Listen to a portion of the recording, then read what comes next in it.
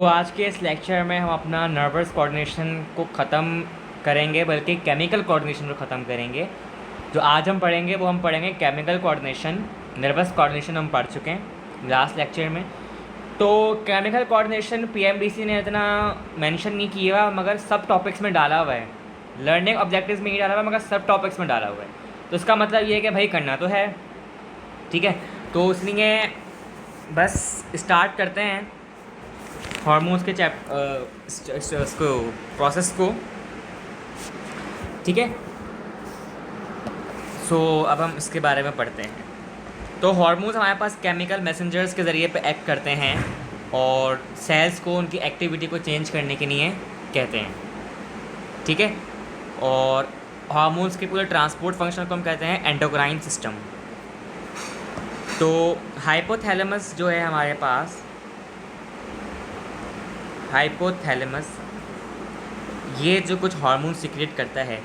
पहले तो मैं ये बताता हूँ, हाइपोथैलेमस का आपका टेम्परेचर रेगुलेशन में बहुत फ़र्क है, काम है। टेम्परेचर रेगुलेशन में बहुत ज़्यादा इंपॉर्टेंट रोल है इसका। और जो है आपका बहुत सारे अदर सिस्टम्स हैं, लाइक मेंस्ट्रुअल साइकिल में भी इसका फंक्शन होता है, ठीक है। और बॉडी फ्लक्चुएशंस, बॉडी टेम्परेचर, सब में इसका फंक्शन होता है। अच्छा, अब मैं ये बात कहूँगा कि कौन से हार्मोन्स कहाँ से रिलीज़ होते हैं, सबसे इम्पोर्टेंट बात है ये। सो इसको आगे बढ़ते हैं। और जो हाइपोथैलेमस हार्मोन सीक्रेट करता है हम पढ़ेंगे उसके बारे में, जो हार्मोन्स हाइपोथैलेमस निकालता है, ठीक है। सो हाइपोथैलेमस के जो कुछ मेन हार्मोन्स हैं वो ये हैं। पहला हमारे पास है थायरोट्रोफिन रिलीजिंग हार्मोन। देखो इसके नाम अगर याद नहीं भी बोले मसला नहीं है, बस कॉन्सेप्ट समझ लो कि भाई इसका फंक्शन क्या है, कहाँ से निकलता है। शॉर्ट फॉर्म है TRH। और ये किसको स्टिमुलेट करता है? थायराइड स्टिमुलेटिंग हार्मोन TSH को। और प्रोलैक्टिन की रिलीज़ के लिए स्टिमुलेट करता है। बस इतनी बात याद रखो, आगे बढ़ते हैं। अच्छा, अब एक और फंक्शन है हाइपोथैलेमस का, एक और हार्मोन निकालता है, दैट इज़ द नंबर 2 हमारे पास है corticotrophic releasing hormone CRH। Short form लिख रहा हूँ, लंबी चौड़ी नहीं कर रहा। कॉर्टिकोट्रॉफिन रिलीजिंग हार्मोन, नाम याद कर लो, कॉर्टिकोट्रॉफिन रिलीजिंग हार्मोन। सो ये स्टिमुलेट करता है ACTH। ACTH की फुल फॉर्म है एड्रीनो कॉर्टिकोट्रॉफिक हार्मोन। एड्रीनो कॉर्टिकोट्रॉफिक हार्मोन को रिलीज़ करने के लिए काम आता है कॉर्टिकोट्रॉफिक रिलीजिंग हार्मोन, ठीक है।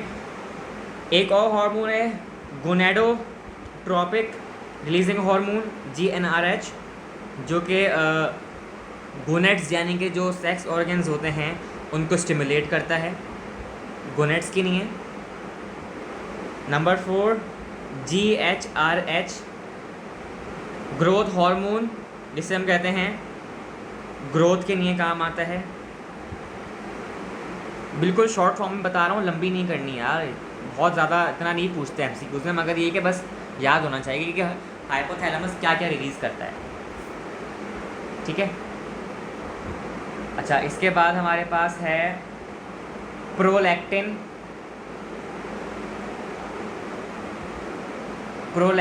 Inhibiting hormone. Prolactin inhibiting hormone का फंक्शन क्या है? ये प्रोलैक्टिन हार्मोन को इनहिबिट कर देता है, रोक देता है, और सेक्सुअल अराउजल के लिए काम आता है। बस इतनी बात याद होनी चाहिए।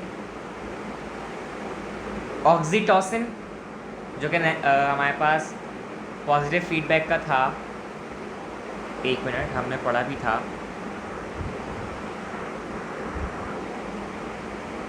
पॉजिटिव फीडबैक में बिल्कुल हमने पढ़ा था। ऑक्सीटोसिन जो है यूटेरिन कॉन्ट्रैक्शन के लिए, यानी कि चाइल्ड बर्थ के अंदर काम आता है, और मिल्क प्रोडक्शन के लिए भी काम आता है ह्यूमन फीमेल के अंदर। Number 7 hormone, which is vasopressin, that is also known as the ADH, anti diuretic hormone. ये आपकी क्या कहते हैं वाटर एब्जॉर्प्शन के लिए in the loop of Henle काम आता है। तो अभी जो हमने ये सारी चीज़ें पढ़ी हार्मोन के बारे में, ये हाइपोथैलेमस के पढ़ी। अब जो हम पढ़ेंगे that is the pituitary gland. So pituitary gland भी हाइपोथैलेमस के अंदर में होता है, यानी कि pituitary gland is the master of gland but it is also under the control of hypothalamus. Hypothalamus अपने इन सारे हार्मोन जो अभी हमने पढ़े इनकी मदद से ही पिट्यूटरी ग्लैंड को स्टिमुलेट करेगा कि ताकि पिट्यूटरी ग्लैंड के सारे हार्मोन रिलीज़ कर सके। तो पिट्यूटरी ग्लैंड के जो है हमारे पास, मैं बल्कि काम करता हूँ नीचे कॉलम में ले आता हूँ, नेक्स्ट पेज पर आ जाता हूँ, कॉलम में ले आता हूँ। नाम से ही पता चल जाता है कि कौन सा हार्मोन का क्या फंक्शन है, अगर आप देखें इतना मुश्किल नहीं है। तो पिट्यूटरी ग्लैंड के हमारे पास दो पार्ट्स हैं, दोनों पार्ट्स के हार्मोन्स को पढ़ेंगे। Number 1 is the anterior pituitary, second is the posterior pituitary. दो पार्ट्स हैं। अच्छा, पोस्टीरियर पिट्यूटरी को सबसे पहले पढ़ेंगे क्योंकि ये सिर्फ दो हार्मोन्स को रिलीज़ करता है।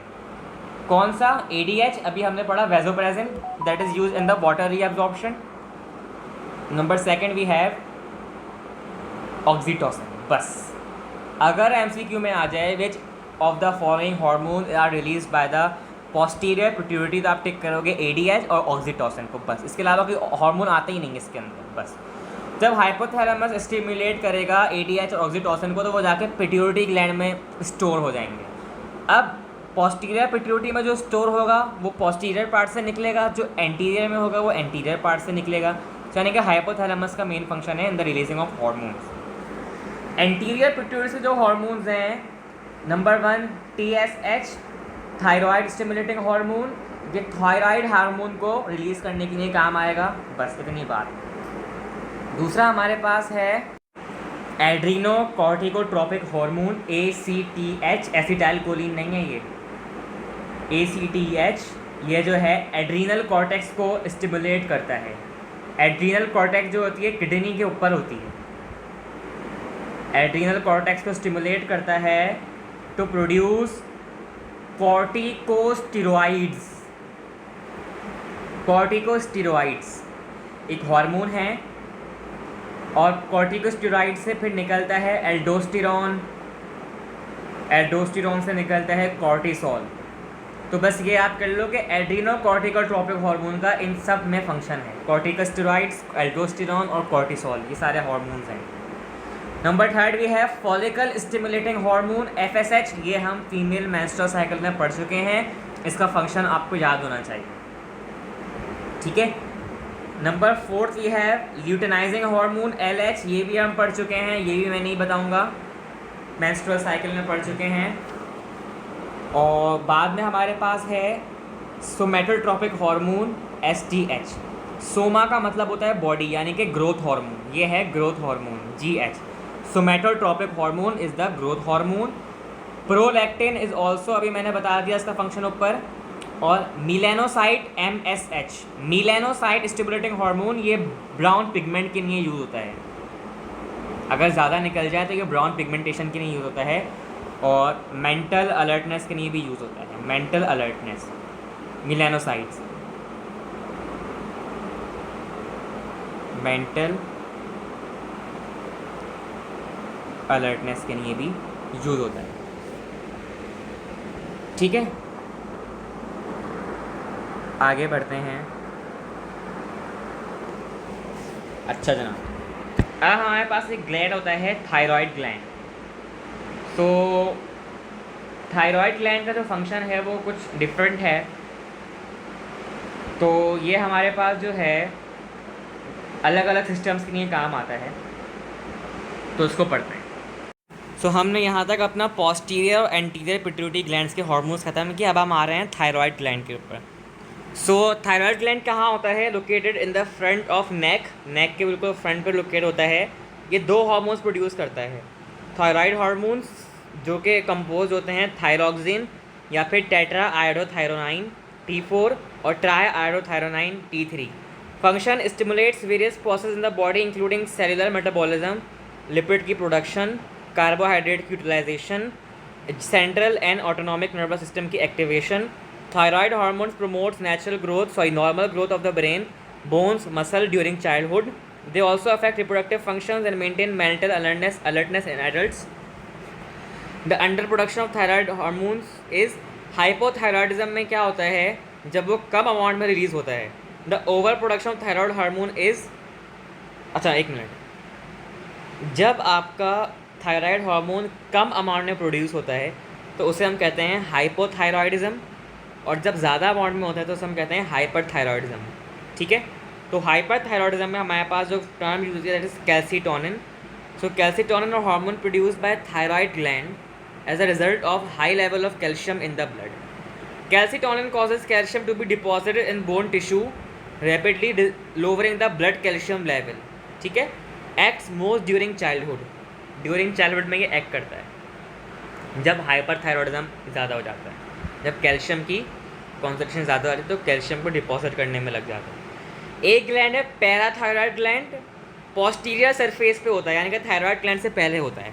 ये जो हार्मोन रिलीज़ करता है वो करता है पैराथायरॉयड हार्मोन PTH और पैराथॉर्मोन। इसका फंक्शन है it is made and release in response to a falling level of calcium in the blood in order to increase it. अब यहाँ पे हो गई बात कम कैल्शियम लेवल की। सो ये स्टिमुलेट करता है ऑस्टियोक्लास्ट ताकि वो कैल्शियम के आयंस को रिलीज़ करे बोन से। Decrease secretion of calcium ions bye kidney की कैल्शियम आयन से बार बार वेस्ट हो जाना डिक्रीज़ करता है। Activates vitamin D which stimulates the Uptake of calcium ions from the intestine. ठीक है, अच्छा ये मेल सेक्स ऑर्गन्स की तो मैं बात नहीं करूँगा क्योंकि ये तो हम पढ़ चुके हैं, प्रोजेस्टेरॉन वगैरह। अब हमारे पास एक टर्म आती है एड्रिनल मेड्यूला और एड्रिनल कॉर्टेक्स। एड्रिनल मेड्यूला और एड्रिनल कॉर्टेक्स आपके किडनी के पार्ट होते हैं। तो जो एड्रिनल मेड्यूला रिलीज़ करती है वो दो हार्मोन्स करती है, एपिनेफ्रीन जिससे हम कहते हैं एड्रिनलिन, और नॉर एपिनेफ्रिन जिससे हम कहते हैं नॉर एड्रिनलिन। तो उसके फंक्शंस क्या हैं, जो इन दोनों हार्मोन्स का एक ही फंक्शन है, secreted as response to stress situations, fear, danger, cold. They increase heart blood pressure rate, blood glucose level, blood flow into the heart and lungs, flight और fight response की नहीं है। ठीक है, एड्रिनल कॉर्टेक्स कौन सा hormone release करता है, स्टेरॉइड हार्मोन्स जो कि कॉर्टिकोस्टेरॉइड्स कहलाते हैं, और मिनरल और कॉर्टिकोक्वाइड्स। ठीक है, एल्डोस्टेरॉन, ग्लूकोकॉर्टिकॉइड्स और कॉर्टिसोल जिसे हम कहते हैं हाइड्रोकॉर्टिसोन, ये सब रिलीज़ करता है। So hormonal stimulation of glucocorticoids. Glucocorticoids की क्या सिचुएशन होती है, with stress hypothalamus sends CRH to ये आपके पास जो है CRH एक मेरे ख्याल से सिग्नल के तौर पर बात हो रही है, to anterior pituitary secretes adrenocorticotropic hormone. ACTH goes to adrenal cortex where it stimulates glucocorticoid secretion. सही है, sympathetic nervous system can also stimulate it. ठीक है, यहाँ तक बात हो गई, आगे बढ़ते हैं। अब जो एड्रिनल कॉर्टेक्स से हार्मोन्स रिलीज होते हैं वो कौन कौन से हैं, cortisol makes more energy available to the body by forcing other body cells to switch to fats and amino acids as energy sources. ठीक है, अच्छा जनाब, इसको इस वाली बात को रहने दो, आगे बढ़ते हैं। Aldosterone secreted by adrenal cortex in response to a decline in blood volume और blood pressure helps in reabsorbs of sodium ions from distal and collecting tubules in kidney so that these ions are not lost in the urine. Water follows sodium ions of the blood volume increases and blood pressure also increases. ठीक है, testosterone आपको पता है कि ये male secondary sexual characteristic के लिए काम आते हैं। अब हमारे पास एक ग्लैंड है thymus gland, it is also known as a lymphoid organ, ये हम पढ़ चुके हैं लिम्फेटिक सिस्टम में। Located in the upper anterior front part of the chest directly behind sternum and between lungs. ये थाइमस ग्लैंड है, और थाइमस ग्लैंड ये फीटस यानी कि बेबी में और ये एडल्ट में। तो थाइमस ग्लैंड कौन कौन से हार्मोन रिलीज करता है, thymosins. It is involve in the immune system during ये आपके इम्यून सिस्टम के नहीं होता है, बस ठीक है यहीं तक रख देते हैं इसे। थाइमोसिन्स आपको पता है लिम्फेटिक सिस्टम का पार्ट है थाइमस, तो ये आपके लिम्फोसाइट्स की नहीं और इम्यून सिस्टम की नहीं काम आएगा। पैंक्रियाज की बात करें तो इसके दोनों फंक्शंस है, एक्सोक्राइन और एंडोक्राइन, इन दोनों को पढ़ते हैं। So islets of cells have endocrine function, ठीक है, known as islets of Langerhans, ठीक है। किसका फंक्शन है? आइलेट ऑफ लैंगरहंस का क्या फंक्शन है? Endocrine. Two hormones made by the islet of Langerhans that interact to control the level of glucose in the body, insulin and glucose. Glucagon जो आपको release करेगा पैंक्रियाज, वो आपके alpha cell से secrete किया जाएगा और शुगर लेवल राइज कर देगा। इंसुलिन आपका बीटा सेल से रिलीज़ किया जाता है और जो कि ब्लड शुगर लेवल को कम कर देता है। अच्छा, एक और हमारे पास की पार्ट है,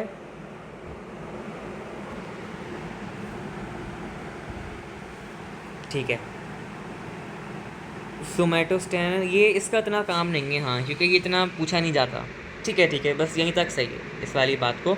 अच्छा, CRH जो अभी हमने पढ़ा था ना ऊपर, ये कॉर्टिको, यहाँ पे लिखी हुई है इसकी full form, corticotropic releasing hormone. हाँ बिल्कुल याद आ गया।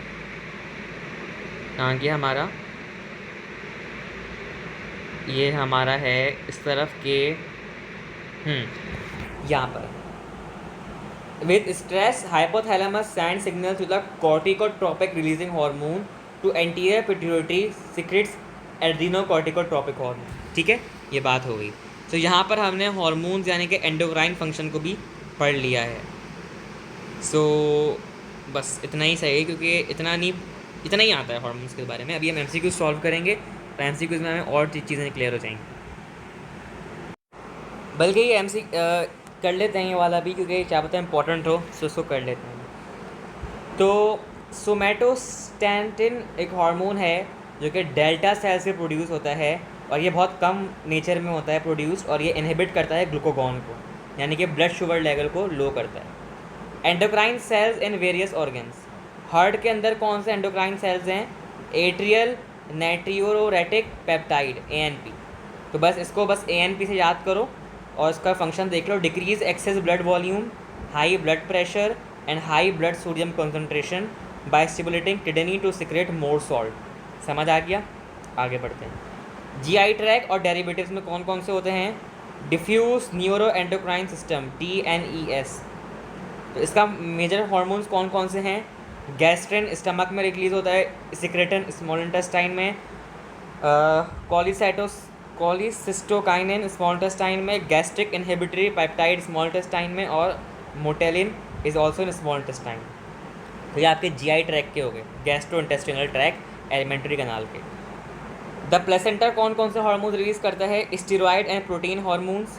तो स्टेरॉयड और प्रोटीन में आपके पास एस्ट्रोजेंस और progesterone, corticotropin releasing hormone, HCG human chorionic gonadotropin, ठीक है। किडनीज कौन कौन से करती हैं? Renin secreted by just glomerular cells, इसको छोड़ दो, बस रेनिन को याद करो। Renin indirectly signals the adrenal cortex to secrete aldosterone, ठीक है। रेनिन जो है आपके इनडायरेक्टली सिग्नल्स देता है एड्रिनल कॉर्टेक्स को कि भाई एल्डोस्टेरॉन को सिक्रेट करो। Erythropoietin send signals to the bone marrow to increase RBC production. Erythro का मतलब ही RBCs होता है, तो यानी कि बोन मैरो से ब्लड सेल्स की RBCs की प्रोडक्शन। तो बस यहाँ पे हमने इसको ख़त्म किया। तो इसी के साथ साथ आज हम इस चैप्टर के MCQs भी हाथ के साथ सॉल्व करेंगे, और ये MCQs बहुत इंपॉर्टेंट हैं जो मैंने अपने नोट्स से लिए हैं, तो इसको सॉल्व करते हैं। नंबर 1, क्योंकि ये बिल्कुल SLO वाइज है। Number 1, the receptors for smell and taste are known as. Smell और टेस्ट के लिए कौन से होते हैं? कीमो रिसेप्टर्स, हम पढ़ चुके हैं। The factors of the motor neurons are. Motor neurons के हमेशा जो इफेक्टर्स होंगे वो कौन से होंगे? मसल्स और ग्लैंड्स होंगे। The structure and function unit of the nervous system is termed as. कौन होता है भाई? न्यूरॉन्स होते हैं। The cytoplasmic processes which carry impulses towards the cell body is. जो कि टुवर्ड्स द सेल बॉडी लेकर आते हैं वो कौन से होते हैं? डेंड्रॉन या dendrites. The process conducting impulses away from the cell body termed as axon, ठीक है। Which are the following is the direction of stimulus in reflex circuit. Sensory neuron के पास आएगा, फिर वहाँ से जाएगा एसोसिएटिव न्यूरॉन के पास, फिर एसोसिएटिव न्यूरॉन से आपके पास वो जाएगा मोटर न्यूरॉन तक, ठीक है। Is the direction of stimulus in reflex circuit. हाँ सही है, डी इसका सी होना चाहिए इसका आंसर। मगर यहाँ पर अगर ये दे देते थे इफेक्टर तो और अच्छा होता, इफेक्टर। वैसे तो इसका सी है, मगर इसका डी भी हो सकता है क्योंकि यहाँ पे इफेक्टर नहीं है। So this is the misunderstanding. अब देखते हैं क्या होता है। बहरहाल मैंने बता दिया इसका क्या होना चाहिए आंसर। अच्छा, दूसरा हमारे पास कहाँ गया, इस तरफ है बिल्कुल। 7, the electrical potential that exist across a cell membrane is known as. कौन सी पोटेंशियल होती है भाई जो आपकी सेल मेम्ब्रेन के बिल्कुल अक्रॉस में होती है? एक मिनट यार, ये कौन सा एमसीक्यू सॉल्व कर रहा हूँ मैं? 7 तो 6 कहाँ गया? 5 ये रहा, गड़बड़ दी है ना यहाँ पे। फिर बाहर इसका आंसर होगा resting membrane potential, electrical potential across. अच्छा, इलेक्ट्रिकल पोटेंशियल, ठीक है इसका होगा रेस्टिंग मेम्ब्रेन पोटेंशियल, यानी कि मेम्ब्रेन पोटेंशियल। सॉरी इसका बी सी डी नहीं होगा, इसका ए होगा, क्योंकि electrical potential across a membrane, तो बी होगा, ए होगा इसका, sorry, membrane potential. The net difference in charge between the inner and outer surface of non conducting neuron is called. Non conducting neuron ना, आपके पास क्या होगा इसका? रेस्टिंग मेम्ब्रेन पोटेंशियल, सी। अब समझ आया 7 और सी में फ़र्क, 8 में फ़र्क। एक मेम्ब्रेन पोटेंशियल और एक है रेस्टिंग मेम्ब्रेन पोटेंशियल, क्योंकि नॉन कंडक्टिंग न्यूरॉन की बात हो रही है। During active membrane potential the neuron conduct the impulse in the form of, आपके पास किस फॉर्म में करता है? नर्व इम्पल्स की फॉर्म में, ठीक है। The process in which axon endings of the neuron are connected to the dendrites of the next neuron is, वो आपके पास क्या कहलाता है? साइनेप्स। एक न्यूरॉन दूसरे न्यूरॉन से कनेक्ट होता है साइनेप्स के जरिए। When an impulse reaches the synaptic knob the synaptic vesicles fuse with the, किसके ज़रिए फ्यूज़ हो जाते, किसके साथ फ्यूज़ हो जाते हैं? प्री साइनेप्टिक मेम्ब्रेन के अंदर साइनेप्टिक वेसिकल्स आपकी फ्यूज़ हो जाती हैं, ये हम पढ़ चुके हैं। Neuro transmitters are release from the, कहाँ से रिलीज़ होते हैं? न्यूरो ट्रांसमीटर्स आपके होते हैं, इसका होगा ऑप्शन, एक मिनट, कौन सा एमसीक्यू? 12 है ना। न्यूरो ट्रांसमीटर्स आपके एक्सॉन की एंडिंग से रिलीज़ होते हैं, हाँ एक्सॉन की एंडिंग से रिलीज़ होते हैं ना, साइनेप्स के बाद जाके, ठीक है। Which of the following is the neuro transmitter? 13 option जो है हमारे पास किस चारों हैं? Adrenaline, acetylcholine, dopamine. D is the correct answer. In humans there are 12 pairs of nerves which arise from the brain. These nerves are cranial nerves, सबको पता है। Speed of the impulse conduction depends upon the myelinated sheet, ठीक है। तो 15 का हमारे पास answer होगा सी, क्योंकि डायमीटर ऑफ एक्सॉन से भी और माइलिनेटेड शीट से, दोनों से इसका ताल्लुक होता है, तो that see correct answer. Which of the following hormones are protein in nature? Protein in nature हमारे पास कौन कौन से हार्मोन्स हैं भाई? इंसुलिन और ग्लूकोगॉन्स, ऑब्वियस है। Which of the following hormone are produced in hypothalamus? Hypothalamus के अंदर कौन से हार्मोन्स प्रोड्यूस होते हैं भाई? ऑक्सीटोसिन और एडीएच, हमें पता है, जो कि पोस्टीरियर पिट्यूटरी से निकलते हैं बाद में। If somatotropin produced in excess during early life it leads to, पहले तो ये बताओ सोमेटोट्रोपिन का फंक्शन क्या होता है? Growth hormone. अगर ग्रोथ ज़्यादा होगी तो क्या होगा? गिगैंटिज्म, ज़्यादा हाइट बढ़ जाएगी, ग्रोथ ज़्यादा हो जाएगी, ठीक है। आगे बढ़ते हैं। प्रोलैक्टिन स्टिमुलेट्स द, प्रोलैक्टिन हमेशा जो है ना मिल्क की प्रोडक्शन को स्टिमुलेट करता है। B, excess melanostimulating hormone is secreted in the disease, यार एडिसन डिजीज़ में होता है। मिलेनोसाइट्स में जो है ना, एडिसन डिजीज़ में ये होता है कि ब्राउन पिगमेंटेशन ज़्यादा हो जाती है। Lack of anti diuretic hormone cause the, यार ये जब आपके पास वाटर की रिब्जॉर्प्शन नहीं होगी तो कौन सा होगा? डायबिटीज़ इंसाइपिटस, एक, हाँ डायबिटीज़ इंसाइपिटस होती है जिसमें आपकी वाटर एब्जॉर्प्शन जो है ना कम होती है। सो ये बी हो गया। The characteristic of lack of ADH is, अगर एंटी डायरेटिक हार्मोन जो है आपके पास वेसोप्रेसिन आपके पास कम अमाउंट में होगा तो आपका लार्ज अमाउंट ऑफ यूरिन होगा, क्योंकि हाँ वाटर की एब्जॉर्प्शन जो है आपकी नहीं हो पाए, तो यानी कि यूरिन ज़्यादा निकलेगा। अच्छा,